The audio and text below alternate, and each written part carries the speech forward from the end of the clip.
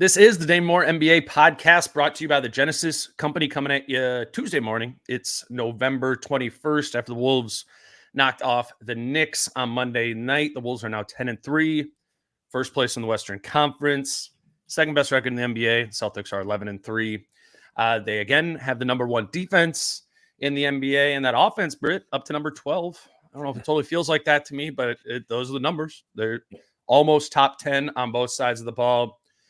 We have Britt Robson from MimPost here today with us. Britt's typically been doing Thursdays this season, bumped them up to Tuesday because as I've mentioned in the last couple episodes, I'm taking the rest of the week off, getting out of town for Thanksgiving.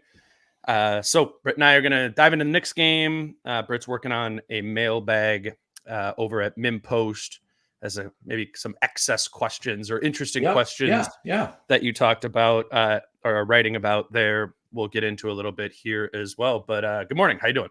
Good, thanks. It's Wolves at 10-3, and some of the jitters about, I think the road trip, the last 3 games of the road trip were dicey. And so there was some concerns, particularly on defense. And Tibbs was right. New York Knicks coach Tom Thibodeau said that they missed a lot of easy shots. Good thing you clarified that. I don't know if the listeners would know who Tibbs was. But I mean, he also he was right that they missed some easy shots, but a lot of those were in the first half. Mm-hmm. The second half, they were the Wolves came out and really were a much better team in the second half, right from the jump. Mm-hmm. I mean, whatever happened, they got their stuff organized. And I just thought Rudy Gobert had a great night, battling a guy who leads the NBA in offensive rebounds. And Hartenstein is no softie either as a backup point guard. Backup center. And so, they have some bigs, and Tibbs plays a physical style. Oh, yeah. And it was a good test. It's not going to be as good a test as Wednesday, tomorrow night, against the Sixers, but it is still a good measuring stick. The Knicks were 4th at the time, ahead of the Wolves in net rating, and that's a pretty high. I mean, we're not that early in the season anymore. Right. That actually was or has been a pretty good Knicks team this season because they do hit the offensive glass and they play so physical and kind of have been.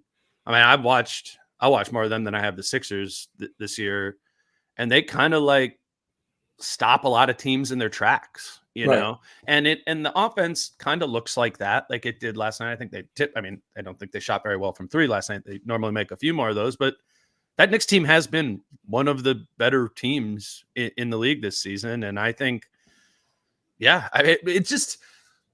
I was thinking about it this morning, and I think the 2 stories kind of from that game, and a game that I don't feel was totally loaded with stories, is obviously the Jaden injury. We'll talk about that a little bit later. But it was the third quarter too, and that was one of the main questions in the locker room after the game. Basically, you guys used to suck at the beginning of third quarters. Now you're good. Why? I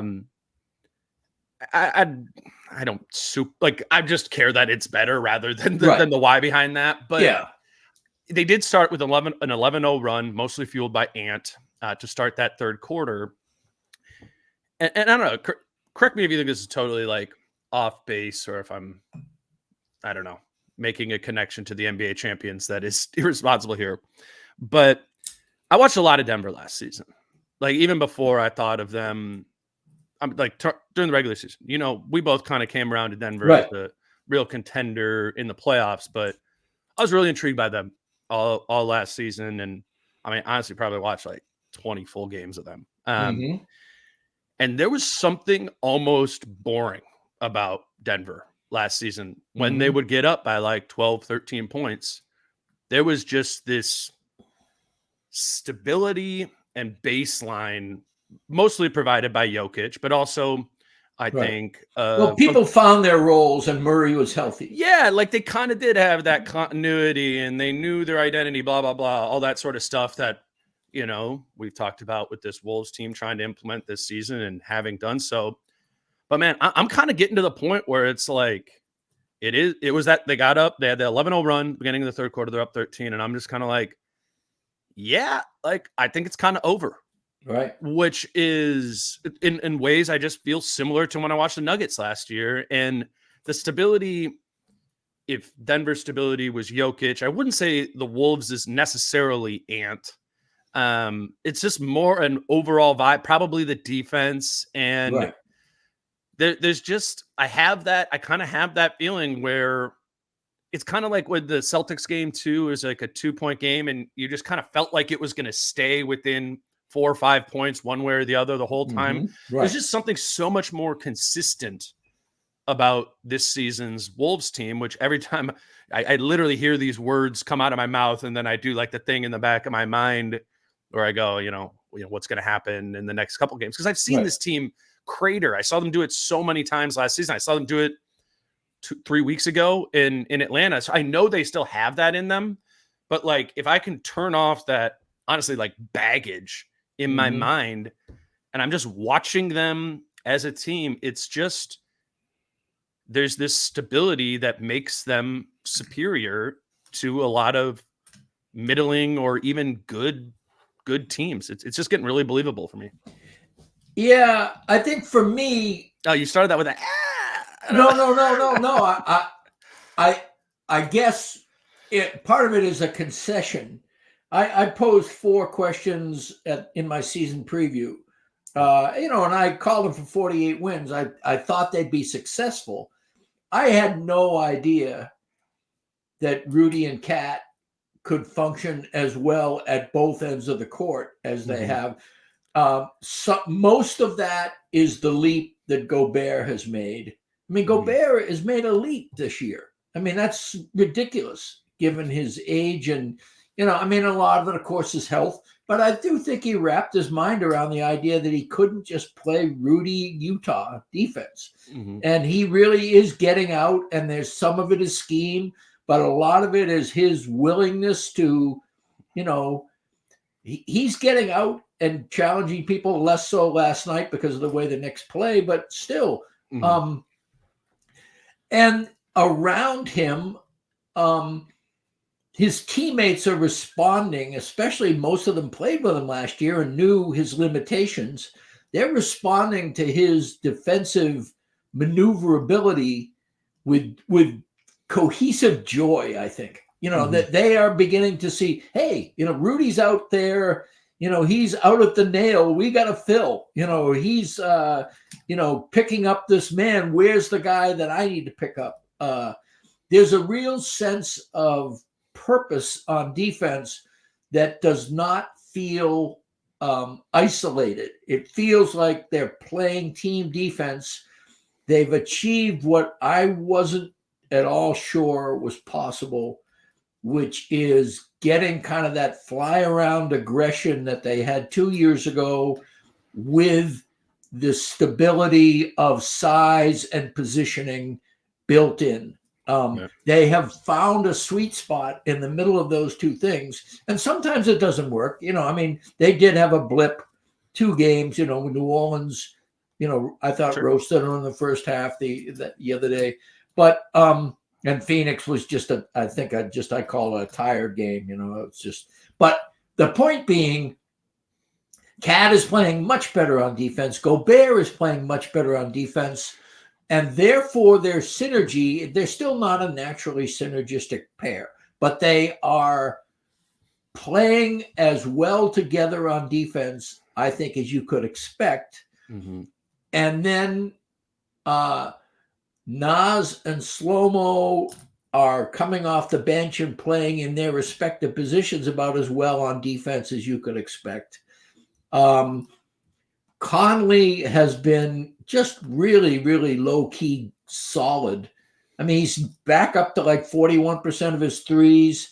He knows when to take over and when not to. His defense is low-key, usually pretty strong. He's been fouling a little bit more lately, and frankly, I'm a little concerned about his endurance once we get into February and March. But there's just a lot of positive signs, and then you just have to hope that the bench grows, especially in the backcourt, and that injuries don't waylay this team. We have McDaniels going down with, it looked like a high ankle sprain.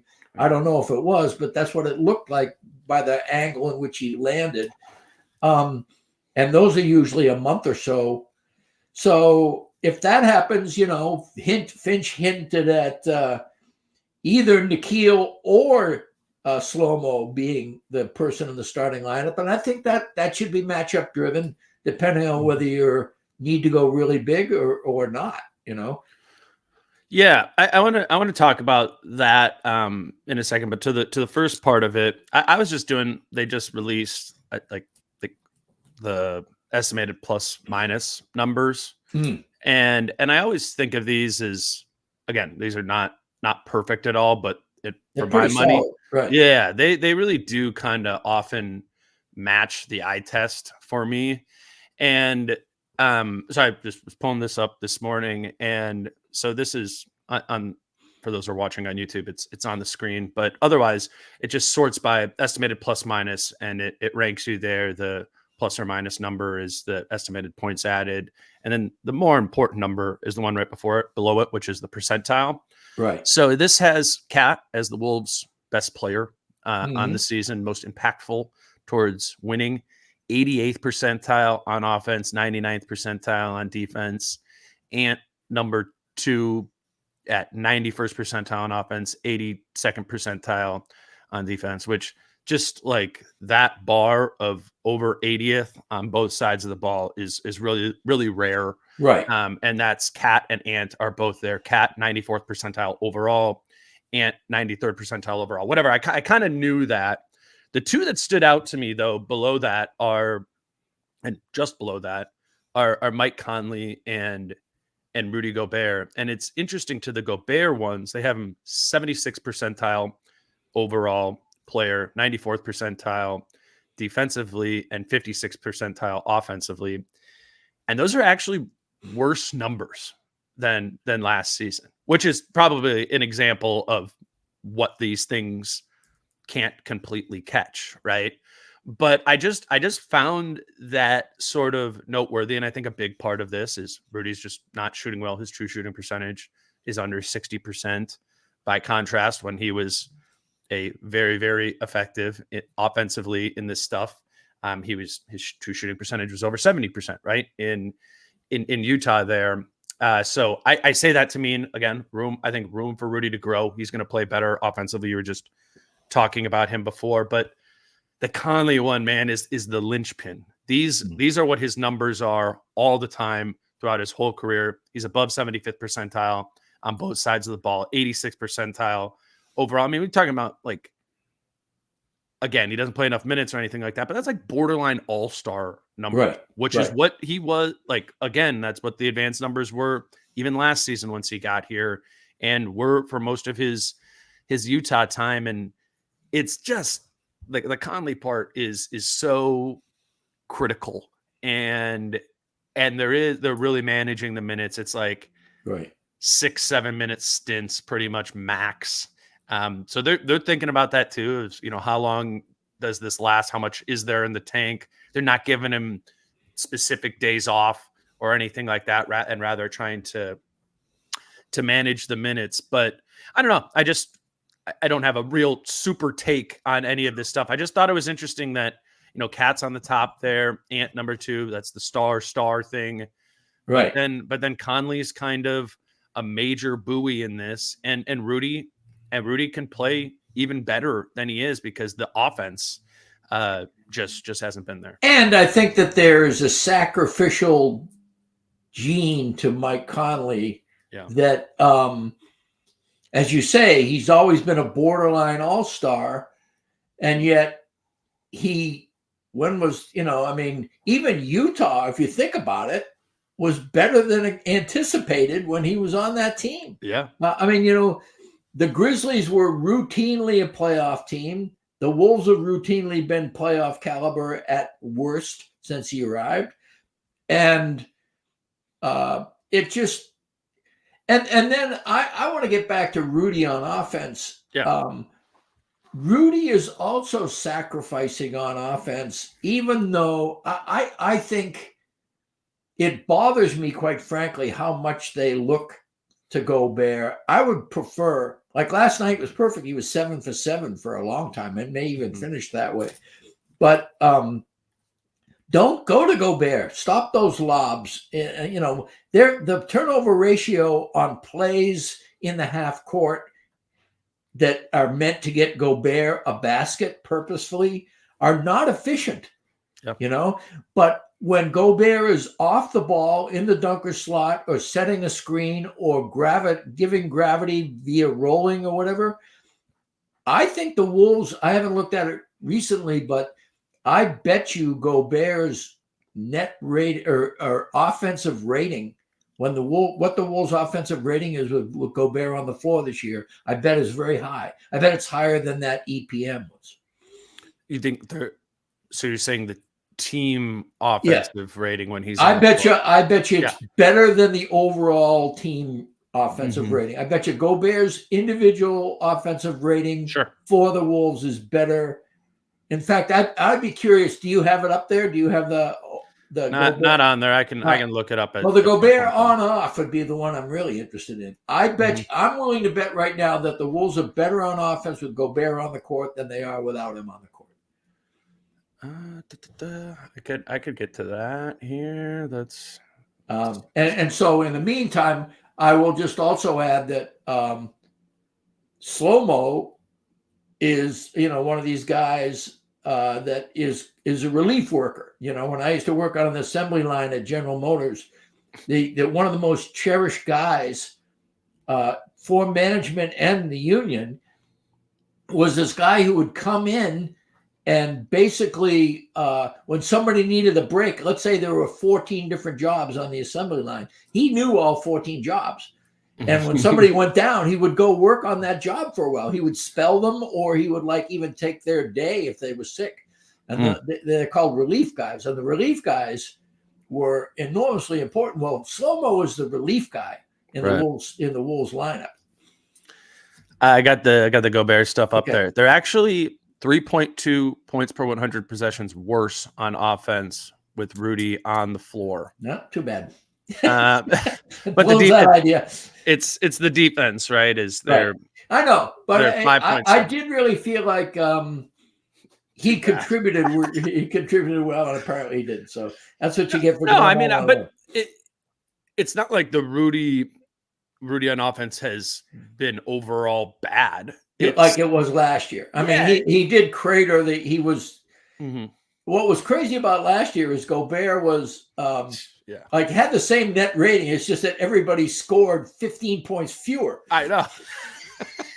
and I get it's, but like the reason that happened and is like half happening again is, I think, kind of to your point, is, I mean, the lob dunks to Rudy are awesome when they happen. The difference from Utah to Minnesota is that the lob dunks happened at a higher clip than they are happening here, you know. And they were more in the bosom of the Utah identity. The bosom, you know, in the heart, you know. Yeah, well, that was the offensive identity of the Utah team, was a spread pick and roll team where literally the rolling big exists in the heart of the offense. Until Donovan Mitchell came and screwed it all up. Yeah, well, I'm down on Donovan Mitchell lately, by the way. Yeah, but Cleveland is going nuts ever since Donovan Mitchell got hurt. Have you noticed that? And that's because Garland, you know, Darius Garland, not his dad, Winston, has really been able to shine, you know? Yeah, no. Cleveland will be a lot better when they dump Donovan Mitchell. That's all I'm saying. It's, well, I mean, and maybe that was, like, I think that to the Rudy point, it's like those two outgrew each other in one way or the other. Personality-wise, that's a great way to say it. Outgrew each other is a great way to say it. But the again, like, listeners probably get sick of this, but I keep like, this is what my mind does with a good team is, all right, like they're already a good team. I just compared them to the Nuggets off the top. Right. We know there's more meat on the bone. Like what are some of these areas? And we've been very lauding of Rudy this season, and deservedly so. I don't think those defensive metrics we put up even fairly think I'm 94th percentile defensively. I don't even think that's a fair encapsulation. Right. It should be up where it was during the Utah time, 99th percentile, one of the very best, most impactful defensive players in the league. But like, that's just sort of my general view on this team, is holding them to the standards that we've shown them show. That should be the belief. And then I, you ask, like, what else can they get better at? And it's really helpful when it's, in some of those metrics, it's like, okay, Rudy's down offensively from what he typically is.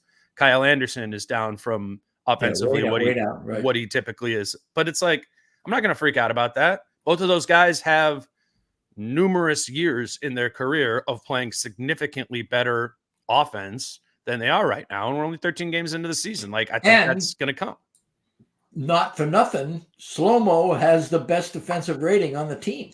The Wolves play at their best on defense when Slow-Mo's on the court.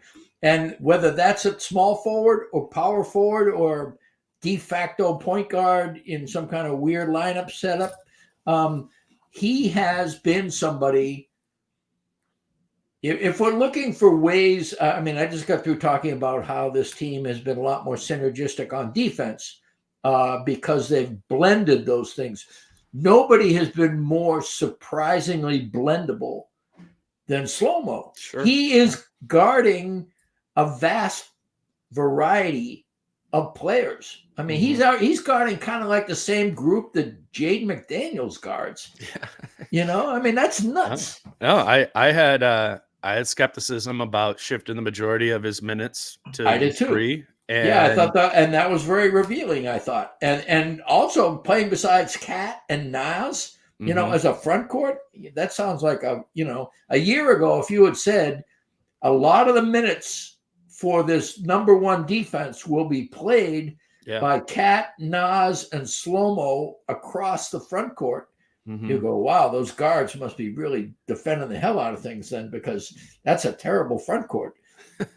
And instead, they have done it. All three of them have got that blend of position and maneuverability that, and credit, whoever is the defensive guy, Elton. I don't know if Elton Turner is, running the show, or whether Finch is running the show and Turner's doing his bidding.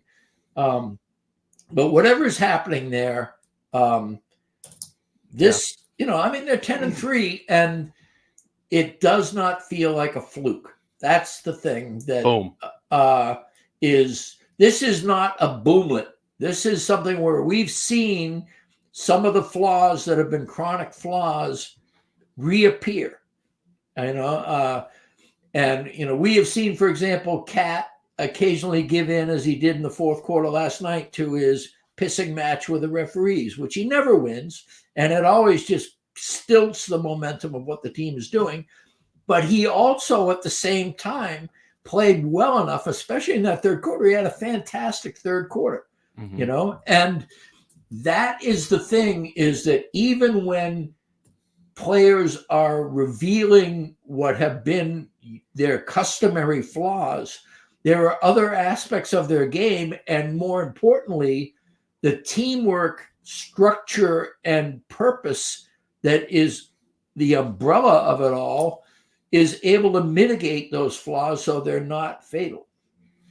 Let me grab the Falling Knife spot here. Today's show is brought to you by Falling Knife Brewing Company in Northeast Minneapolis. And I'm excited. I was just thinking about this, that, there's a lot of people who listen to the show who don't live in Minnesota. I would presume many of them are from Minnesota, which would lead me to believe that maybe a lot of them are coming home this week to visit family here back in Minnesota, Minneapolis, whatever. And, this might be your time that you're back here, and you've heard us talking here on the pod ad nauseum, or listen to us record shows at Falling Knife over the past couple of years. And maybe this is a time where you can go check it out. If you and your friends or your family or whatever are heading out at some point over, maybe it's Wednesday night for the Wolves Sixers game, or just over the course of the weekend, obviously that's an important spot to us, as they help us be able to make this show. But I also just think it's a cool spot that has kind of developed a cool little Wolves community over there too. So obviously Wolves Sixers on Wednesday night. If you're not going to Target Center for that game, it feels like a game that is meant to be watched with others. And then Friday night against the Kings too. I think I'm heading out of town. I'm not going to be at those games, but those are always fun games right before Thanksgiving. Target Center is a little drunk and rocking, and I think Falling Knife will be as well. So if you want to go check out Falling Knife this week, I think this would be a perfect time, whether you're coming back into town or not. We just do appreciate you all supporting the sponsor. It's a good size. It's a good size venue, I think. I mean, it's it's admittedly not massive, right? It's not a nook. It's not like a cozy little nook where 80 people gather. Mm-hmm.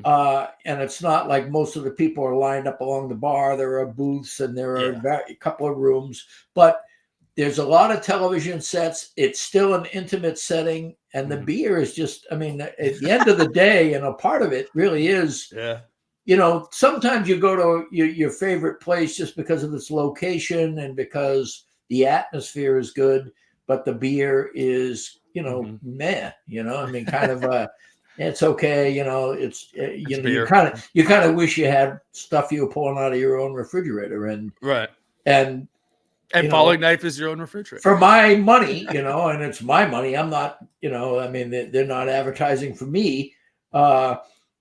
They produce they are in line with Prize and Modest. I would say they're the three best beers in the Twin Cities. Mm-hmm. And that makes them the three, because of the freshness and everything. I drink Falling Knife as much as I drink any local beer, any beer, period.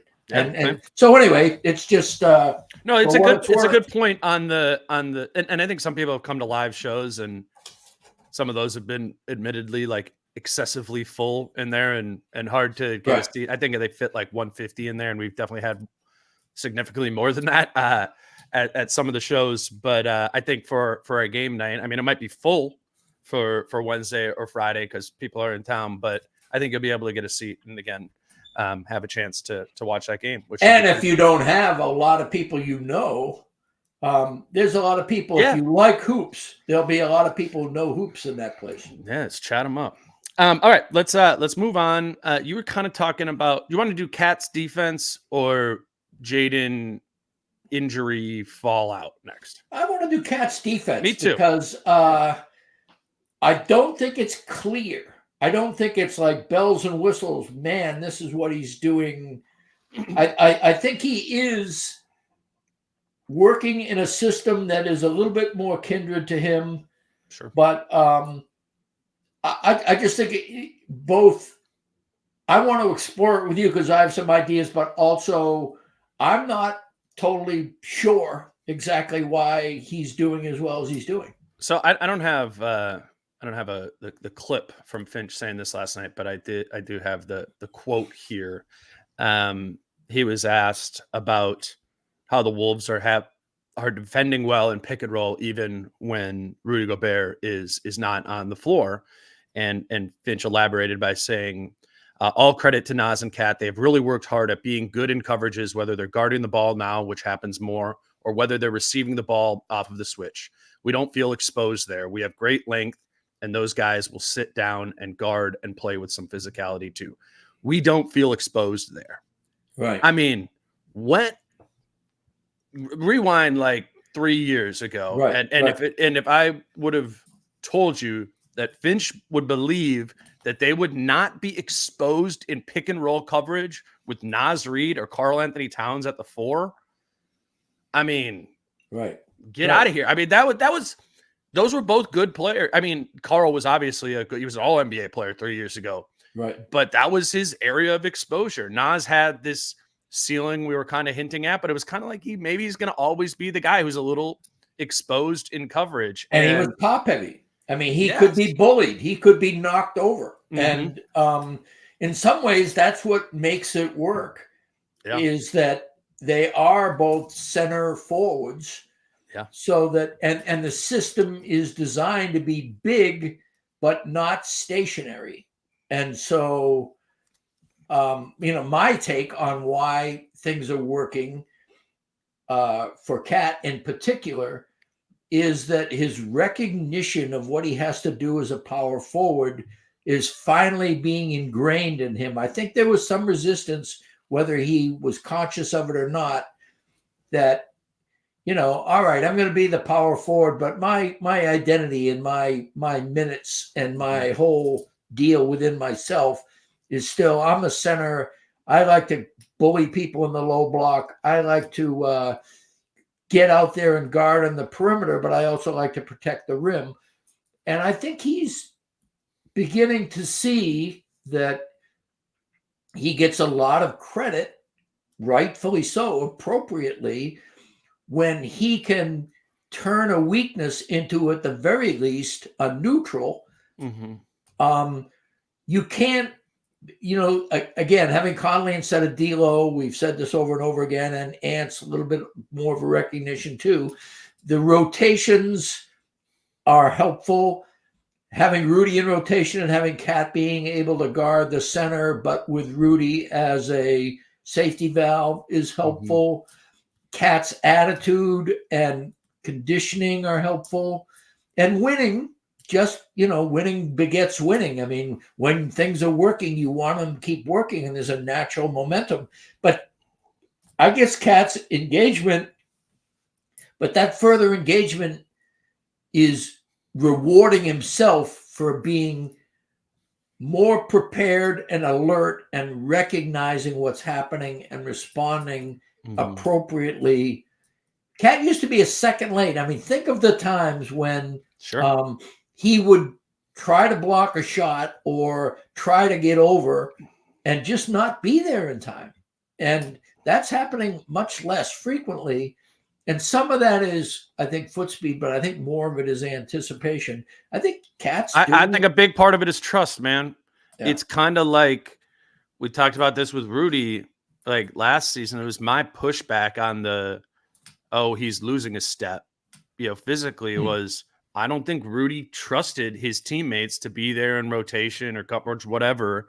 Right. And that led to hesitation from him to, in particular, go block shots. And that's why Rudy had his lowest shot blocking season of his career. I think been borne out. Yeah. Yeah. And I think with Karl, right, it's different because they're very different defenders. But I mean, and I've bagged on Karl's defense for much of his career or pointed out the flaws in it. And I don't think this is a complete,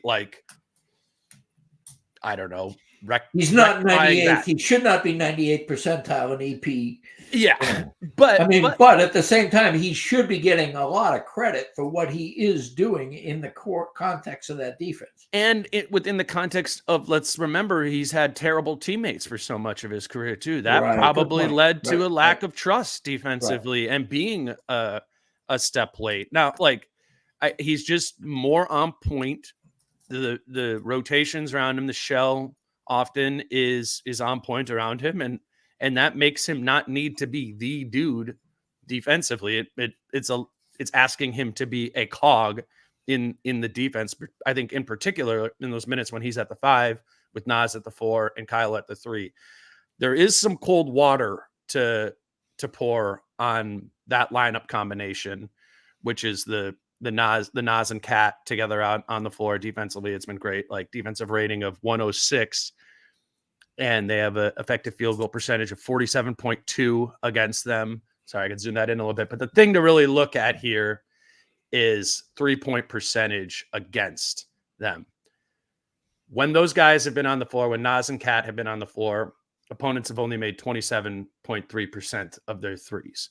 So that, I mean, and the Wolves 3-point percentage against is down across the board. And I don't think that's all shooting luck. I think they're really selling out for contests. They have length. That's gonna bring the percentage points down a little bit. But if the league average 3-point shooting is 36.5%, and when Cat and Naz are on the floor together, opponents are shooting 27.3%, they're probably getting some shooting luck there too. So there's going to be a come around on this some, but let's properly contextualize that it's like when opponents have been shooting 27.3% from three against them, the defense has been lights out. Like, right. It still could be like league average or top 10. And said that it's 106.2 defensive rating is awesome. So they've been an awesome defense. Part of it is the shooting, but part of it is I'm with Finch. It's the idea that it's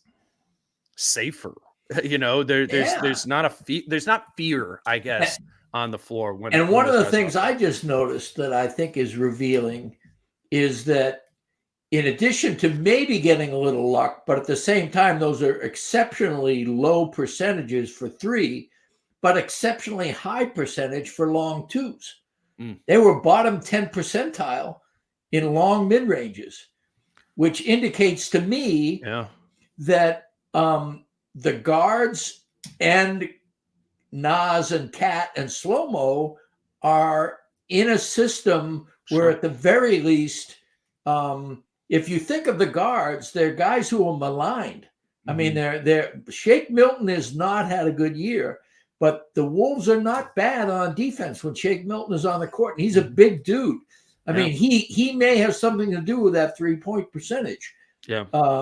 You know, or like rear view contests and that. So I mean, they don't always play drop when Cat's out there. They did last night some, but yeah, it is. And zones. They do zone. I mean, not a lot, but every now and then they do. And that zone. I mean, the zone is normally with Cat and Rudy, with Cat and Nas on the floor, and when Rudy's not on the floor too. So exactly. So I mean, again, that would be something where you give you the long mid range, but that's because they're running out and contesting. They have the less to run, so they can contest. Right.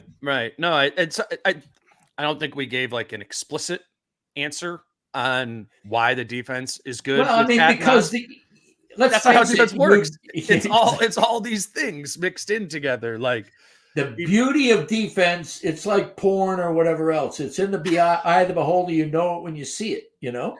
Well, I mean that is the definition of porn. That you know it when you see it. Yeah, I mean, in cases defining obscenity, the obscenity laws, it is that it is apparent when you see it what it is. And the same thing about NBA defense, you know when you're seeing a good defensive team. Yeah. No, the difference between what you see right now with the Wolves is a good defensive team, and it's not luck. It's not, we're all right. Last night in the first half, the Knicks did miss some bunnies, and they did miss some other things. But also the Knicks were engaged in the kind of game that they're used to imposing on other teams. Right. They're starting to get crunched themselves. And that's a little, deterring. When somebody is playing your style as well or better than you are, that's disheartening. And the cool thing about last night was the Wolves played the Knicks on even terms. Neither one was shooting very well in the first half, and it was kind of an ugly game, but it was a Knicks-style game. And then they come out in the second half and just wore them down, just waxed them in the third quarter. And a lot of that is that, Randall can't hit the broadside of a barn right now. They totally reliant on Brunson. Quickly finds baskets. I don't know how with that shot, but they don't have a great offensive team. They're relying on being a great defensive team, but the Wolves snuffed that offense to the point where they were getting easier looks on offense because they were snuffing the Knicks offense. So anyway, I just and the offense, obviously Ant's engagement was night and day compared to his first half. Who knows why? They come and go that way. But it was a legitimate win. It was not. Yeah. It was one of those things where, okay, coming into the game looked like it would be a really competitive game, maybe like the Celtics game. But the difference between the Celtics and the Knicks is the Celtics could hang with the Wolves when the Wolves are playing really well like that. The Knicks couldn't hang in the second half. Yeah, that's what I was getting at with that. Like, you get the 13. I wouldn't have felt that way if they were playing the Celtics, right? If they got up 13-15. But the Celtics wouldn't have allowed it. And then the cool thing about it is the Wolves, when they're on their game, wouldn't allow the Celtics to get up 15. You know, they belong right now, until proven otherwise, as a team that you expect to be competitive with anybody. I mean, the Sixers are going to be a great test, because the Sixers have Embiid, and Maxey is having a fantastic year. DeAnthony Melton is playing really well. They're really responding to Nurse. They're coming in really good. Right. And, well, they're 10-3 too right now. I think they do play tonight, which is, we're recording this on Tuesday, and it is a back-to-back for them. Yeah, and Embiid might not play. I think he has been playing in back-to-backs thus far this season, but obviously that doesn't guarantee. And I think their game's a national TV game tonight, so if he has to take one off, I think he's like required for it, however that works. To be the Wolves. Yeah, the Wolves, and to be fair, the Wolves have had a lot of these rest advantage games, and the one game they did not have a rest advantage on was a game they got buried by the Suns. But they've also played really good teams. The Wolves have played a tough schedule thus far too, which is important in 10-3. So Jaden, let's do Jaden. Looked bad.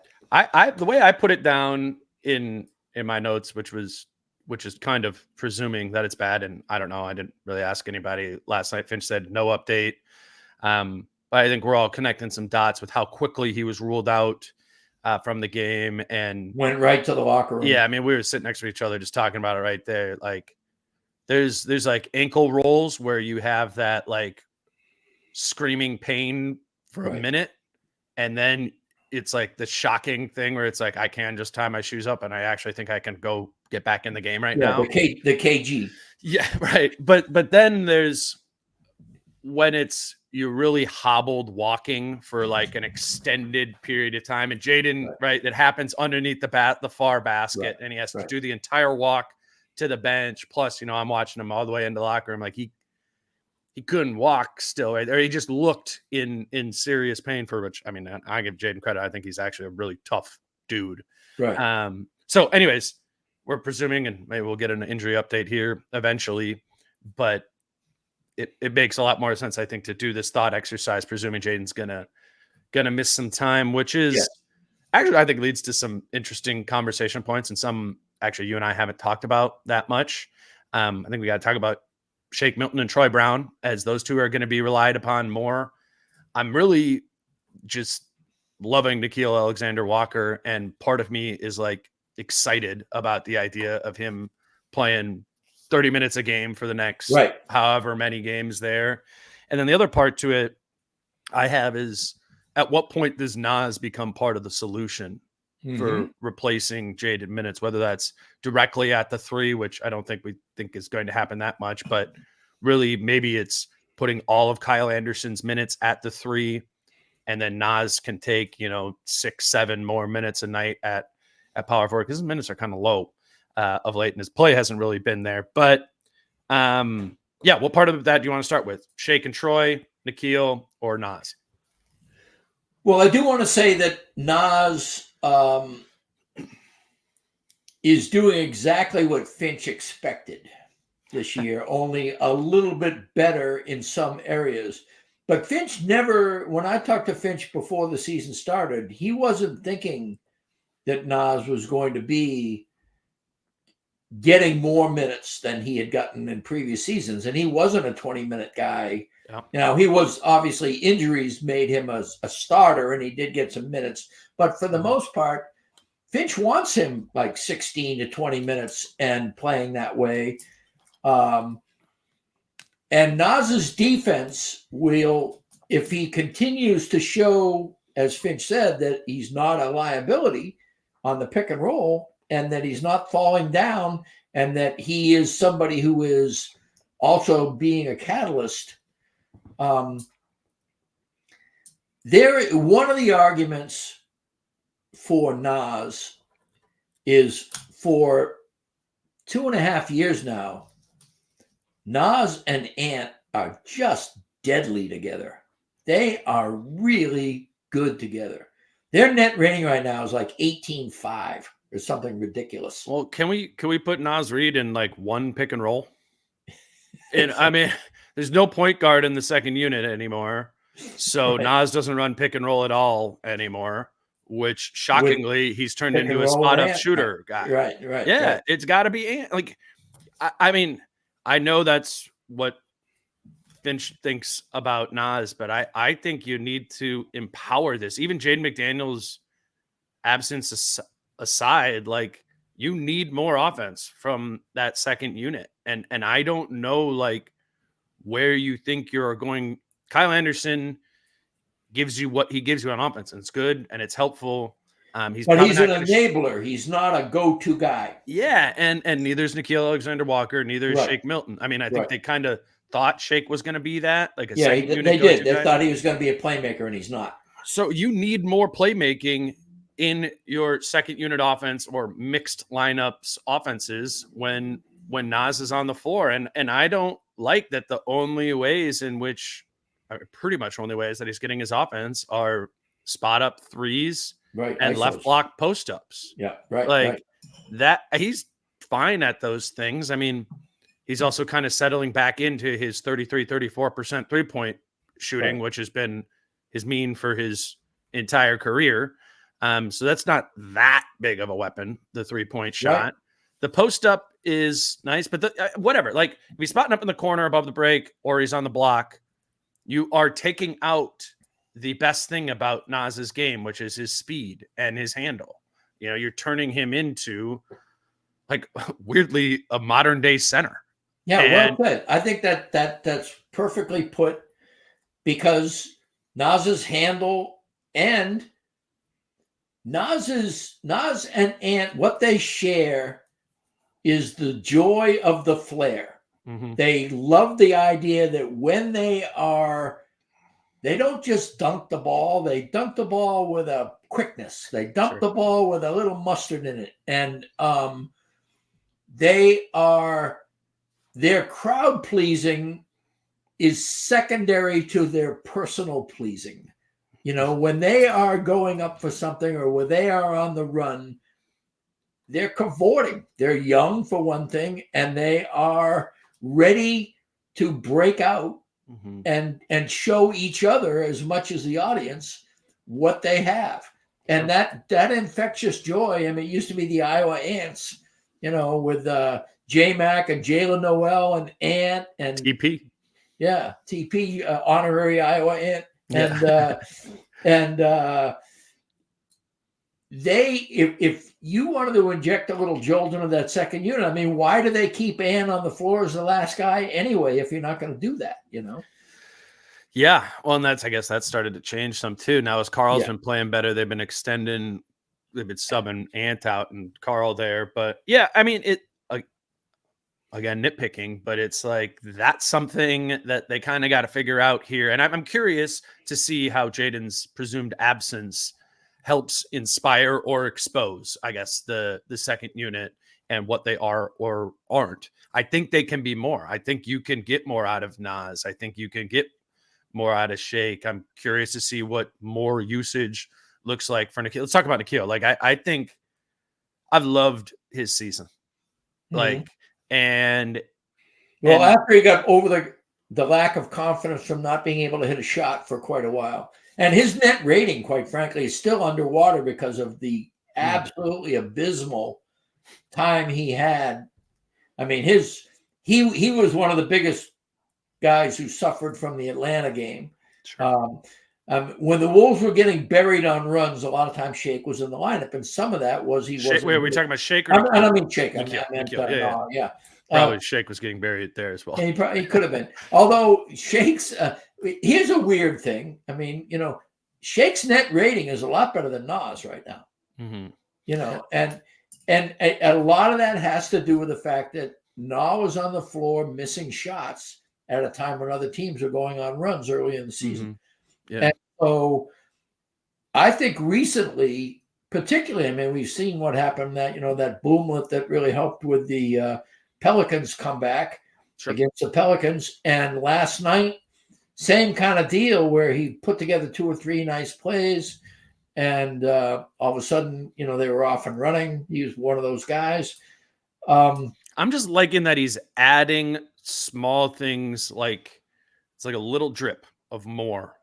And some people are probably being like, I'm not really seeing that much from Nickeil. I'm just seeing the defense in that. He's initiating the offense as the second unit point guard. It's not chaotic. He's not hesitating on 3-point shots. Yep. Name me another guy on the team you could say that about in the last week or two. Right. No, and he catches the ball and he's going up with a shot. Mm-hmm. Conley can do it to some extent, but Conley also deliberately picks and chooses his spots. Nickeil is getting the swing because he's open and he knows it and he goes up. Right. And that is what Nas needs to have. That is what Slow-Mo needs to have more of. People need to catch and shoot those open threes. And that I asked Finch about it a couple of nights ago, or even last night, I guess. There's such a thing as a lot of ball movement that isn't wise. If the extra pass doesn't give you a better shot, I mean, Finch is loath to say it. And he said, I'm not going to criticize ball movement. Mm-hmm. But the bottom line is it's not sacrifice a good shot to get a great shot. Well, sacrifice a good shot to get a good shot by a guy who maybe doesn't shoot as well. That's not good. Mm-hmm. You can advertise your... I get why he's saying he doesn't want to give up ball movement, though. And I know you do as well. Like, that's why that's what changed at the beginning of the season. After all the ball movement of the preseason, they just stopped passing in Toronto on opening night. So I think Finch is choosing that over, the alternative, which is isolation, chucking up something difficult. But I'm not saying you're wrong either. I understand what you're articulating. You're also describing a team that lacks shooting. Well, put it this way. Anthony Edwards leads the team in assists still, I believe. You don't expect that if you've watched the Wolves all season, because you're always a little disappointed when Ant seems to have an open look and decides to go elsewhere. Ant's shot selection has always been a closely kept secret between him and his alter ego. I don't really know why Ant dishes sometimes and why he decides to take on a double team with a turnaround 16-footer, or why he turns down an open three. He Zach LaVine's it, turns down an open three to take a contested long two. But, and he's in love with that banker, which was great for a while. Last 2 or 3 games has not been good. I was getting a little flatter, but yeah, I don't know. I mean, with Ant, the shooting, though, your point, though, is about the bench, right? Yeah. And that's where the shooting is. This is in my mailbag thing today. Every one of the 4 starters, besides Rudy, who doesn't take them, is shooting at least 37.1% from deep. All 4 of them. Conley's over 40%. Ant and Rudy are over 37%. Jaden is 37.1. He's the lowest. Mm-hmm. I mean, it's not those guys. And it's the bench. It's the bench, and it's Troy Brown. He hasn't had many shots, but he's 10% from deep. He's a career 36%. I think he's going to make them, man. I think he's going to play in this time. He certainly practices them that way. I mean, what I have is that Milton is a career 36% shooter. Last year, he was 37.8. So far this year, he's 24. Mm-hmm. Troy Brown is a career 35% shooter. Last year, he was 38.1. This year, he's 10%. Slow-Mo was over 40% last year. He's 20% this year. Those things cannot continue on that way. They may not be great, but they're going to not be terrible. Yeah. They can't continue on that way, and I don't think the Slow-Mo or Brown ones will. Slow-Mo's stop taking them. Right. Right. So that might just be the reason there. I think this is what Troy Brown was brought in to be. It's not a Bryn Forbes situation. This isn't like a minimum. He also has some two-way ability out there too. I actually thought that looked pretty good in the second half when he was playing. He just had, he's a big dude, whereas Bryn Forbes was 5'11" or whatever. You Right, know, that's a huge and difference. wasn't all that interested in playing defense. Yeah. Troy Brown, Bryn Forbes was one of those guys that when he looked like he was trying to play defense, it's like Luka Garza looking like he's hustling down the floor. You know, it is not a natural phenomenon to watch this. Bryn Forbes had no idea how to play defense. He just knew he needed to play quote unquote hard. Yeah. But that didn't mean anything because he didn't know how to play defense. Yeah, I was just even getting to the point, again, pre-Jaden injury, where I would, Jordan McLaughlin's out. And so, you're doing the thought exercise in your head of like, okay, is Shake the right thing here in the role that they're giving him? And part of my mind went to, where my mind still goes to first is, can we just replace some of those minutes with Kyle Anderson sliding down into the wing more and Nas playing more of the 4? Because I think he's just one of the best players on the bench. Right. But the other one was, I'm not even sure or saying that Troy Brown is a better player than Shake Milton, but I'm starting to think in that group, or just in the context of this entire team, that a spot up shooter as your lowest guy in the pecking order makes a little bit more sense than whatever Shake Milton's. Yeah, Shake Milton is not a spot up shooter. He's not. And we knew that coming out of Philly too. Exactly. He shot 38% last season, super low volume guy. And now we're seeing it. Like, Wolves fans, you're watching Shake Milton shoot corner threes. It's like a spot up. It's not the prettiest mechanic. That's not his game. He is a at the basket guy. Like, maybe he's a running floater guy. He's a guy who Jalen Noel. He doesn't pull up. He continues running and emits the floater. Well, this is kind of along the lines of what we're talking about. Do you need to take a break first? No. Okay, good. Go ahead. This guy, Jake Whiting, this is a comment that I would have loved to have addressed, but I ran out of room. The Wolves are 17th in pace. This is before the next game. 17th in pace, but 28th in field goal attempts. They are 5th in field goal percentage and 8th in effective field goal percentage, but they don't shoot enough. How do you have a 17th in pace? They're 28th in field goal percentage. Field goal attempts. So they are efficient when they shoot, but only 2 teams shoot less frequently than they do, and yet they're middle of the pack when it comes to pace. So what's up there? That's what gets to my question the other night about when does ball movement become an end of itself rather than a means to an end, It's something that's going to get better though over time. No, hold on. You're going to you're suggesting a correction for a good process. Even though the process is not rendering results. I am suggesting that when someone has a good shot, they take it. Yeah. That's not that complicated. And the Wolves have left, Fair. You talk about meat on the bone, they have left more good shots unshot in the last 5 or 6 games than I've seen in many a year. And it's ridiculous. They are not a bad, their 3-point percentage, yes, a lot of that is the starters. That doesn't mean they're a good 3-point shooting team, Britt. It doesn't mean they're a bad 3-point shooting team either. Their effective field goal percentage, which is 3s and 2s, is 8th in the NBA. Don't tell me that's a bad shooting team. I'm talking about 3-point shooting. Yes. They are 5th in field goal percentage and 8th in effective field goal percentage. So, and in terms of their accuracy from threes, they are like middle of the pack. Yeah. Okay. I think our in fact, they are exactly average. The NBA average for 3-point shooting is 36%. The Wolves are at 36%.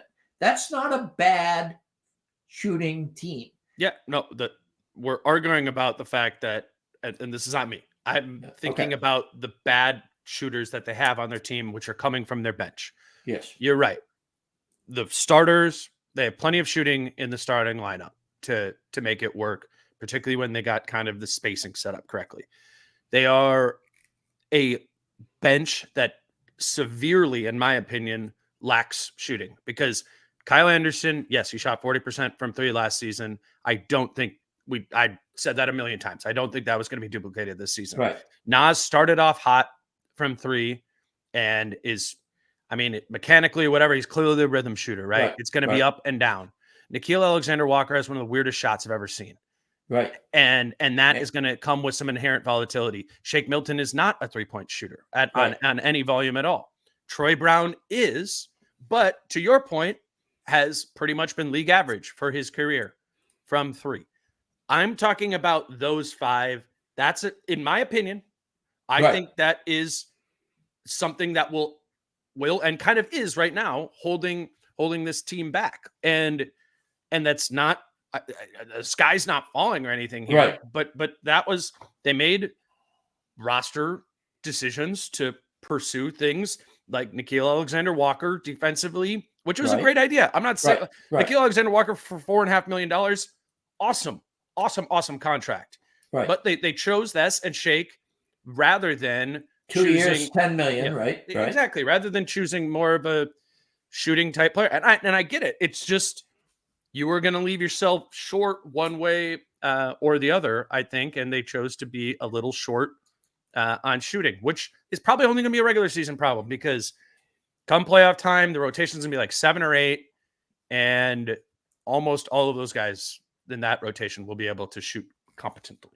And I do think that the point guard depth and the shooting depth is an intertwined problem, in that if you had gone out, and there are people who, asked me questions for the mailbag, threw out some names, TJ McConnell, Monte Morris, somebody said Tyus Jones, but that's pipe dream. But at the end of the day, there were players who could dribble and create and hit a three. And they are not, that's why, I wasn't unserious. I was serious, in other words, get rid of the double negative, when I said to you the other night, let's give Nick some burn, and see what he's like. Dacian Nix, yeah. Yeah, because he's big. He fits that Shake Milton physicality template. Finch likes the way he bangs people around. But he also, he's got some shooting, doesn't he? He shot really poorly in Houston last season. I don't, just messing around. That was like kind of his biggest area of growth. And honestly, part of the reason why he made the team was that they don't believe he's the 28% shooter that he was in Houston. Now, I like the kid. I'm intrigued by him too. I'm more so just intrigued by, with him, the idea that I think he's just a traditional one. And like maybe he catches a spot up three on the swing. Traditional one that is, built like a pulling guard. Yeah. Well, where you could, and that's why I can't believe we're making a Playdation Knicks argument here, but if you, it's more like the idea, right? Yeah. It's like, it's the archetype of player, which is your point. And this is kind of talking about the trade deadline, is what this team probably needs is a better Dacian Nix, or of what we assume he is, because Dacian is big enough to be able to switch. Like, you run a 1-5 pick and roll, like he's going to switch and be able to hold the 5 for 2 seconds or whatever before which you is can get what back. They know they could get out of Milton. Yes. So I don't know. I think what we're really just saying, and these are mailbag questions, are more like big picture kind of often.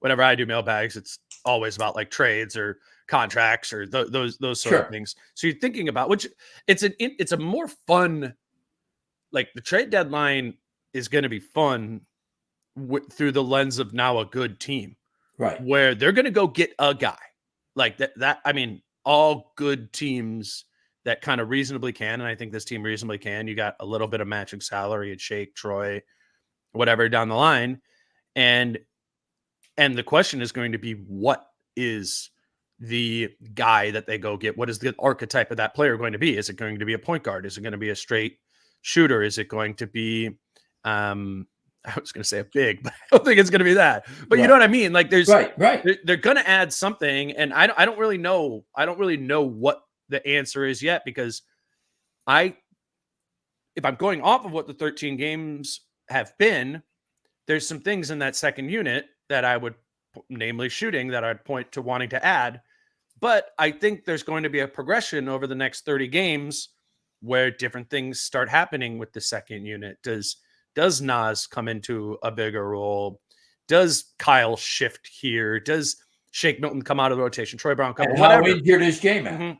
Exactly, and that too. Like, what is the whole? Which I saw him at shoot around yesterday. He had a big knee brace on, but he was doing shooting drills and all that. So I don't know. I mean, what was the timetable on that? Like a month or something like that? It was 4 weeks, 2 weeks ago. Right. Yeah. And he would be examined. See, that's the thing. Yeah, and we got to remember that in that's Wolves the whole language means it's a lot longer than that. Yeah. But he's out there shooting, like, and not just like, you know, in his clothes shooting some shot. Like, he was doing the shooting drills with the other guards and whatever. I'm just, this stuff's fun. This stuff's interesting to me. Is like, because like it could be a difference maker. Well, you know what it points to, though? It points to the failure of Wendell Moore Jr. Yeah, he wasn't even in part of that conversation. I actually have been meaning to like just go rip through the clips of what he's looked like, because he has to have played, like, he's been there the whole time. Like we haven't seen Wendell Moore in a month, or Leonard Miller. Like they went down to G League training camp and they've been playing in all of those games, which I think is like, I think that's great for both of them. Like, I think both of those guys need reps. It is interesting that Josh Minot isn't doing that. Josh Minot hasn't been at G League training camp. And he's also another name that we have, like, should we mentioned Daishan Nix, like we should maybe mention Josh Minot if Jaden's going to miss a month, right? Like, I don't ever think he's been a 3. I know that that's the talk. He is a small ball 4, you know? Sure. Yeah. He's not somebody, put it this way. He plays well in chaos, but if he's given too much space, the chaos overwhelms him. It's interesting. Sorry, continue. That's right. So the 4 kind of reduces the amount of space that he is kind of supposed to operate in. And I think that tighter enclosure focuses the chaos in a more productive manner. I know this makes no sense in the context of the Wolves. So, like, listeners understand that I'm just talking about them as players. It's really interesting to me, and this is just my personal opinion. Like, I think Leonard Miller starts his career as a 5 and maybe moves into being more of a 4. Like that's where I think his game has to start, or that's what I would do. And I think Josh Minot is that too, where he's more of a 4 than he is a true wing. If you put him at the 3, he's going to be guarded by 3s, and they're going to pick his pocket. That's true. And it's just interesting, though, right, for both of them, that, like, so what are we doing with them? And again, I could be totally wrong, but if I'm right that Leonard Miller's a 5 and Josh Minot's a 4, do they just not play until, like, Rudy Gobert is not on the team anymore? Yeah, I think that's exactly right. I actually think that Rudy Gobert's on the team for under contract 2 more years after this, right? And who knows? Maybe he's going to be brought back. It's crazy to say that. I see, and that's what Josh Minot's going to be 4 years into his career. Like, but at the same time, you've got Nas, Ant, Jaden, Leonard Miller, Josh Minot, and whoever you find as a point guard. I like that team. That's a spry team. That is a team that is going to be springy. It's going to have some attitude, and it's going to be able to defend the hell out of the ball. I'm actually that's excited. Going to lose a lot. That would lose a lot. It's very like 2018 Wolves. That's like Trevion Graham, Josh Okogie. No. Noah Vonleh and Jake Layman. Yes, you are so wrong. No, I'm not. If those guys played, Jaden McDaniels, Anthony Edwards. I like all those guys. I'm just saying, right now, you think they? No, I'm talking about when Rudy's gone. Oh, okay. Sorry. The whole point is 2 years down the road from now. Okay. Yeah. That is a very, very promising team. Yeah, that team would be a lot of fun. It's intriguing more than it's fun. I agree. It would be fun. And sometimes it was fun watching Josh Okogie with his hair lit on fire, and Jake Layman dunked sometimes.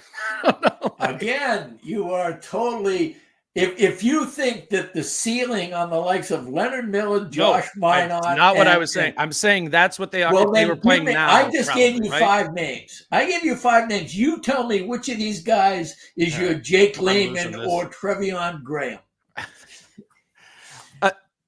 Miller, Leonard Miller, Josh Minot, Anthony Edwards, Naz Reid, Jaden McDaniels. You tell me which of those guys is not thriving in 2 years of consistent development.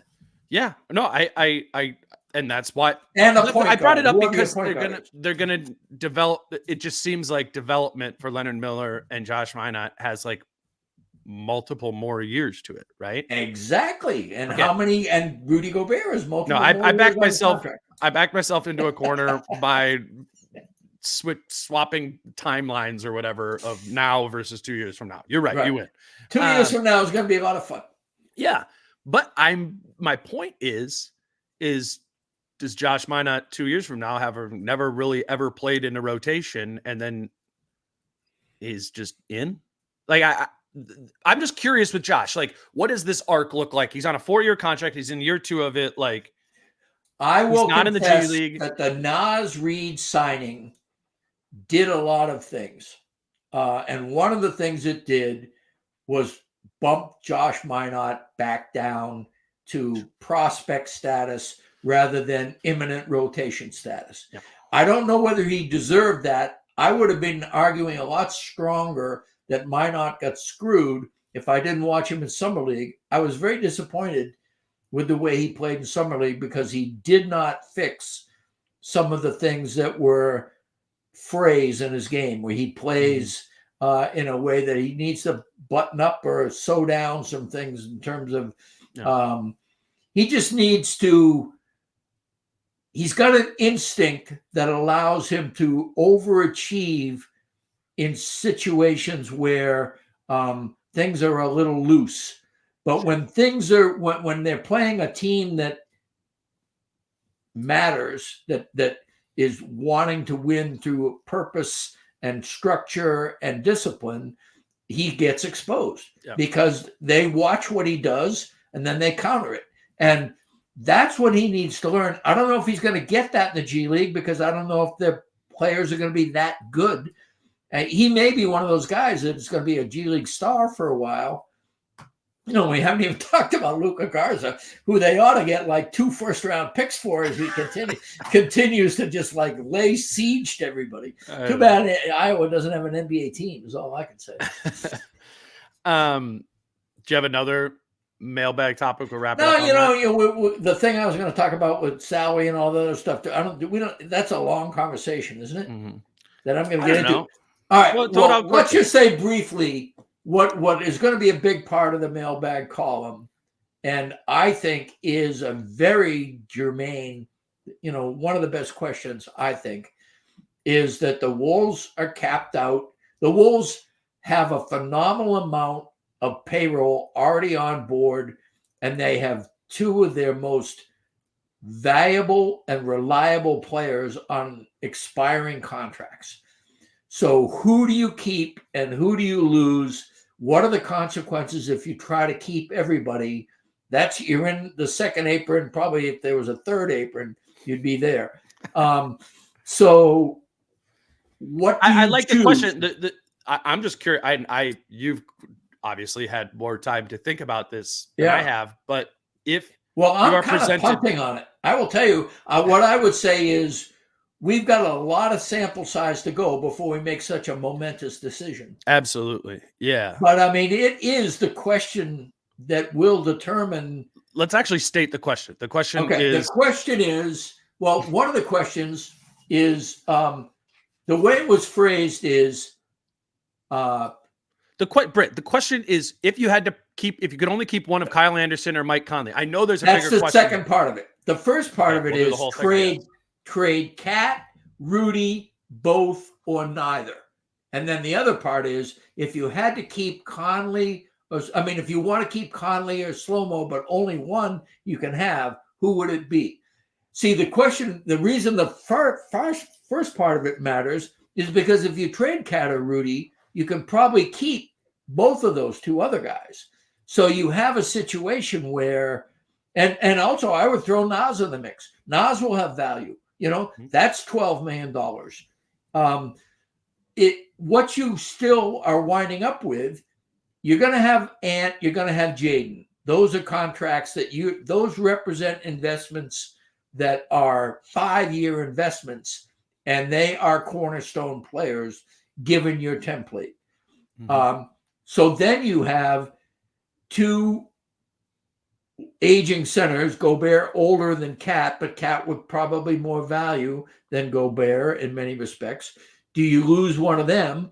And if you don't, then assuming you're still probably going to go into the second apron, but you don't want to get totally hosed, do you keep Slow-Mo or Conley?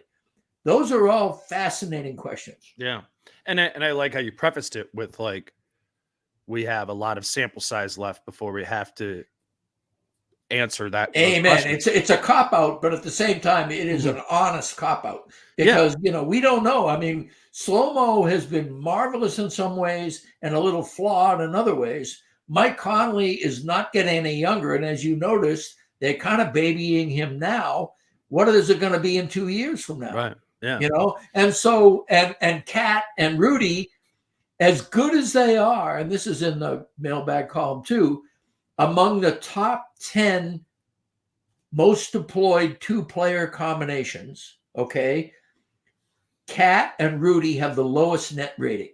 Now, that net rating is still plus 6.1, but it is the lowest among the top 10 two-man pairing most deployed 2-player ratings. we're going to have to answer these questions again once the time comes to roost or whatever. Right. And I'm excited to, I would add a completely different answer to that question if I would have answered it 13 games ago than I would now. I just think the Cat, Nas, and Rudy one requires a little more of that time for me to render an answer. And that one's also hard to answer because it starts on the premise of, would you trade X when having no idea what the return is for X? Well, even more than that, the purpose of trading it is a salary dump. Everybody will kind of know it. You're not going to get equal value. It's not the purpose. It's a positive externality. Yeah. Okay. That's another way to say it, but you're still not going to get equal value. I don't think. If you trade Cat or Rudy right now, I don't think the market will give you $30 million worth of stuff for Rudy or $60 million worth of stuff for Cat. Yeah. And again, we'd just be speculating. We'd be starting on a premise of speculation there and going from there. And maybe at some point we can, or I can take more time to come to what I think that trade value would look like. But at the end of the day, that's just my subjective opinion on what that would look like. It's why I find the Conley versus Anderson one a more interesting question, because it's really a tough one. I don't need to rely as much on market factors. We would need to rely some on it, like how much is Conley going to get on his next contract, or how much is Anderson going to get on his next contract. But I think just distill down to the choice, and if I had to choose between the two of them, you can make strong arguments either way. I think the obviously better and more impactful player is Mike Conley, which there's no shade to Kyle. Right. It's just true. The other side of it is just that Kyle is 5 years younger than Mike is. So if you're signing him to the next deal, it's less likely to really have age-driven deterioration. Here's the thing that makes it even more interesting to me and also difficult to decide for me is that they offer two different types of flexibility. With Conley, you have the flexibility of knowing you have a point guard who does certain things and is reliable with it. Yes, he's older and his expiration date is quicker, but you have that flexibility of being able to build around him. Mm-hmm. Whereas Slow-Mo's value is as a relief guy, the guy I was talking about on the assembly line. You need a point guard Jaden's going down. Well, Finch is immediately thinking, well, maybe we'll put Slow-Mo at the 3, And if Slow-Mo's at the 3, you can do different things with the 4. If Slow-Mo's at the 4, you can do different things at the 3. If Slow-Mo has to play de facto point guard, you can determine who you want bringing the ball up. But you have all kinds of maneuverability. That's even before you get into the idea that nobody, including Mike Conley in his weird way, settles a team down more than Slow-Mo. He just does. Yeah. When he comes into the game, the Wolves get more mature. He had a sequence the other night where he stole the ball twice, had a beautiful touch pass, scored on one of his, you were giggling the whole time. It was so much fun to watch him just basically. It's like the rest of the players on the court were going in time-lapse photography, and he's busy slowly. It's like that ad where that sloth is playing. I mean, Slow-Mo just, and then in the meantime, he's beating everybody. It just he slow plays his hand, right? Sets the trap. Absolutely. So I mean, I think the answer is both of them as players. I love both of them to pieces, and the idea that one of them has to go offends me. Right. I mean, which is why I start looking to the bigs. Yeah, I was going to say that's why your thought process keeps looping back to the bigs of like, well, rather than letting one or both of them go, what are our other options? Right. And the other options are trading a big or getting That's pretty ownership. Much it. Yeah. Well, or getting ownership to sign off on an insane. Yeah. And I quite we got to lay those out there though. Yeah. Well, when you hear the whispers, I just don't think they have the coin. I mean, that's a lot of money. Yeah. We talked about that last week on there.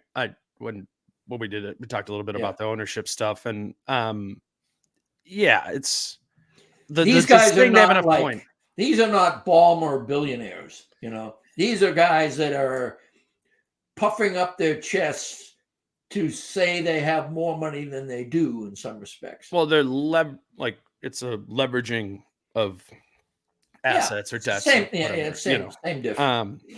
And so I don't know. I'm just throwing that out there as like there is a third door here, which is right. If you go through it, there's a lot of knives in there. Yeah, but like whatever. Like it is a door, and it's not my money. Right, exactly. I know. They can just choose to spend a shit ton of money. And for all I know, maybe they got a gambler gene in them, and there'll be time to. I will say, I do think I don't think they're going to pay $130 million tax bill. I do think they have a gambler gene in them. I don't know how those two things collide. Well, that sounds like a big trade to me. I mean, but again, I like how you prefaced all of this with 13 games in. What's the trade deadline? It's like 52 in normally or something like. I mean, so we're talking like 40 more games. And it doesn't even have to be this year, although it would help. Well, it helps with Carl because now you're trading for Carl. Yep, I mean, the trading Carl with the positive externality of creating additional space below the second apron tax line is that you're trading him at 36 for 36 or 52 is the number there. So that's 16 right there. But you can also, in that 36, you can trade for half of that to be expiring, right? Maybe 18 of the 36 is an expiring salary.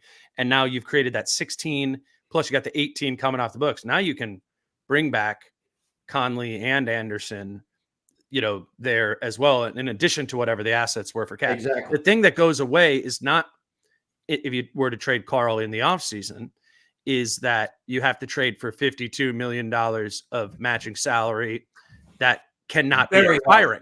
And it cannot be expiring because the contracts will already have expired. That will be the beginning of a new calendar year. You know what I'm saying? Right.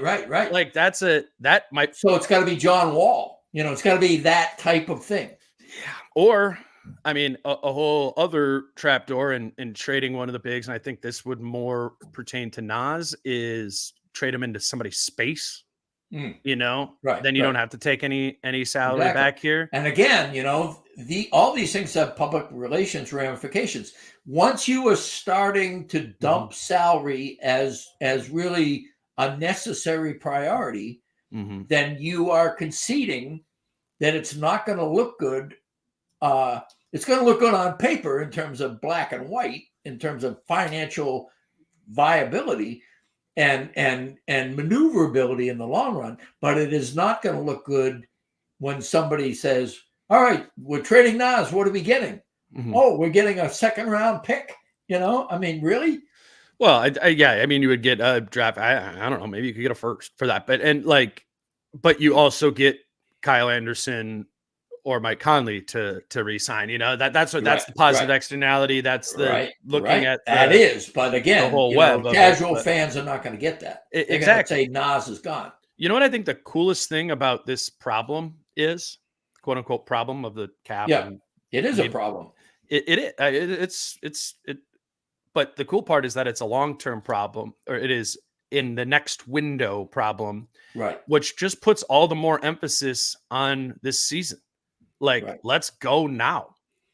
Like that's this salary cap situation. What we were really saying is it incentivizes you in a massive way to go win the championship now. Bottom line, are you going to be Golden State or are you going to be Brooklyn? Are you going to be a team that wins rings and therefore starts to churn money in a manner that lets you continue to wallow in your fantasy team? Or are you going to be a team that put a lot of chips on the table and it's fast becoming apparent that you've overplayed your hand and you're going to have to start dumping? And we're at that point, not quite that dramatically because our players are not that high profile, but this team This team is playing like a championship contender right now. Even if they get like a first round victory, that puts them in a weird position of still having to make uncomfortable decisions. Whereas a conference finalist, you just say, all right, we're eating all the money. Here we go. We're going to win the ring next year. We made the finals this year or whatever. Yeah. Which in and of itself is a gamble. And if they're 42-40 again, then people are leaving town, then that salary glut is going to be siphoned. I can't wait, man. I mean, well, we're not can't waiting now. Yeah. No, it's just cool to be covering a team that's all in. Exactly. And it's, I don't know, exacerbated by the idea that I had no idea that they were, Not only all in, but all in. Believable. Successfully. Right. Yeah. All right, man. I gotta go catch a flight. I'm out of here for the week for Thanksgiving. Again, I've mentioned on the last few podcasts, no episodes Wednesday, Thursday, Friday this week. I will be at the game in Memphis on Sunday night, and then I will be doing a pod the following morning, Monday morning.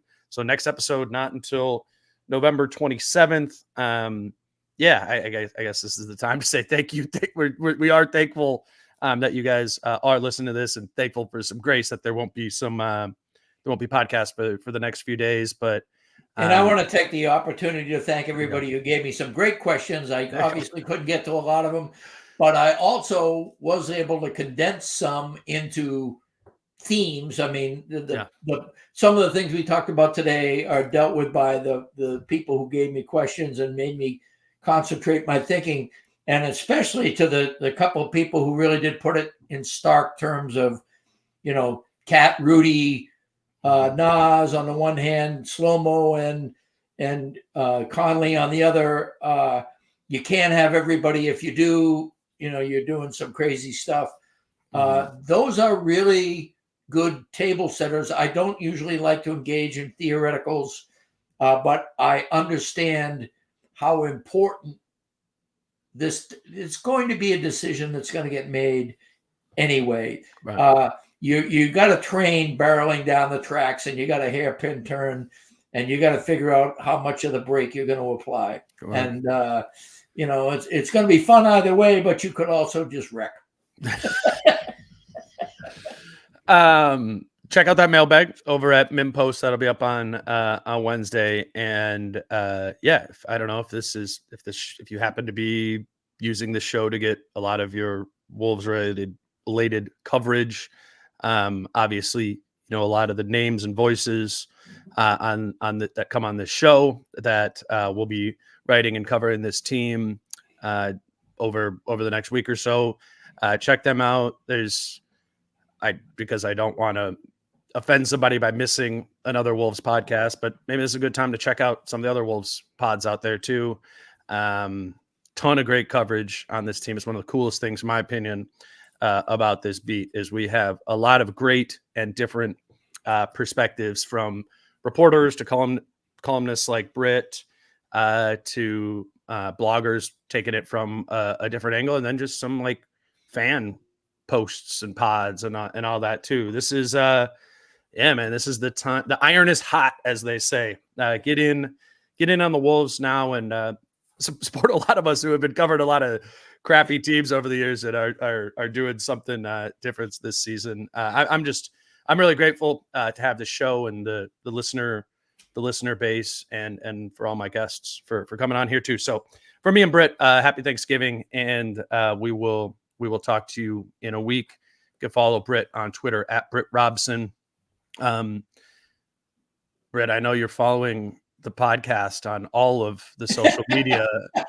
You're all over at DaneMoore at DaneMoore NBA _podcast on TikTok, I'm sure, and Instagram and the YouTube channel. So be like Britt and follow us over there. We're going to try and keep adding more and more social content over the course of the season too. But check out what Cam and Cooper have been working on for us over there as well. And of course, you can follow me on Twitter at DaneMooreNBA. I don't know how much I'll tweet over I'm not going to be watching the games live, but I'll probably watch them in the morning and tweet out some clips or something like that too. So again, happy Thanksgiving. I'll be back on Monday with Chris Hine. Until then, he's Britt, I'm Dane. Peace out. How I'm feeling, man, I hope it never stop, yeah. Green and hot so you can find me in the crowd, yeah. Don't let standards ever bring you down, yeah.